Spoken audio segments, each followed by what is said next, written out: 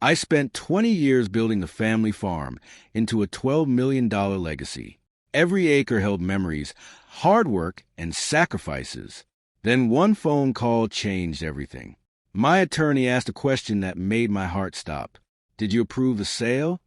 I had absolutely no idea what he was talking about. Someone had sold almost the entire property. My signature wasn't anywhere on the paperwork.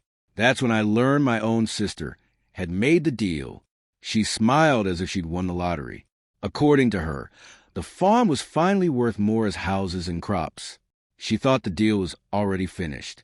Within weeks, construction crews flooded the land. Acres of farmland disappeared beneath concrete roads and foundations. Watching it felt like losing a member of the family. Then I remembered something almost everyone had forgotten. The land had been sold. The water rights had not. Every single new home depended on one underground water line. That pipeline crossed my remaining property. And legally, it still belonged to me. The county confirmed every detail. The pipeline was mine.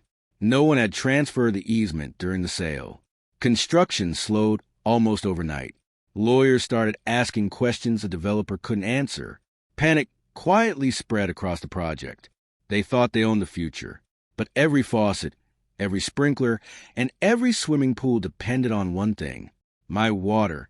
The developer believed the hardest part was over.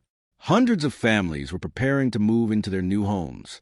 They had no idea the biggest problem hadn't even begun. My sister proudly introduced a new HOA community. Investors praised her for closing the biggest land deal of her career. She smiled like nothing could go wrong. Then the engineers found the missing easement. Every pipeline crossed property I still legally owned. The room suddenly became very quiet. Their legal team searched every document. They couldn't find a single paper giving them permanent water access. The mistake was becoming impossible to hide. My attorney reminded me of one simple fact. I wasn't blocking anyone. I was only protecting property I still legally owned. Work slowed to a crawl. Every contractor needed approval before touching the pipeline. Without it, the neighborhood couldn't move forward. She demanded I sign the easement immediately. She insisted I was ruining everything. I simply reminded her that she had never asked for my permission. The dispute quickly reached the courthouse. Everyone wanted a fast solution, but the paperwork told a very different story. From above, the situation looked obvious. Hundreds of homes depended on one narrow strip of land, and that strip still belonged to me. For the first time since the sale, the balance of power had changed. They owned the houses, but I controlled the water that kept them alive. The hearing finally began. Both sides presented their arguments with confidence, but the judge cared only about one thing: the legal documents. Every page told the same story. The land had changed hands. The water rights had never been transferred. The developer argued it was an honest mistake. They claimed everyone assumed the pipeline came with the property. Unfortunately for them, assumptions aren't contracts. I explained that my grandfather had built the private water system decades earlier. Ownership had always remained separate from the farmland itself. The records proved every word. Independent engineers confirmed the facts. Every new home depended on that single pipeline. There was no alternate source ready to replace it. For the first time, my sister stopped arguing. She finally realized how serious the mistake had become.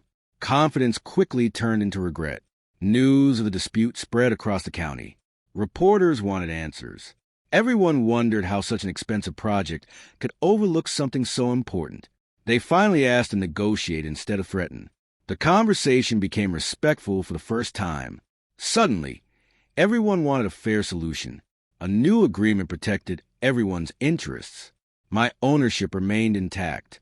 The neighborhood would receive legal water access under fair terms. In the end, nobody won by cutting corners. Respecting property rights solved the problem. Some lessons become expensive only because people ignore the details.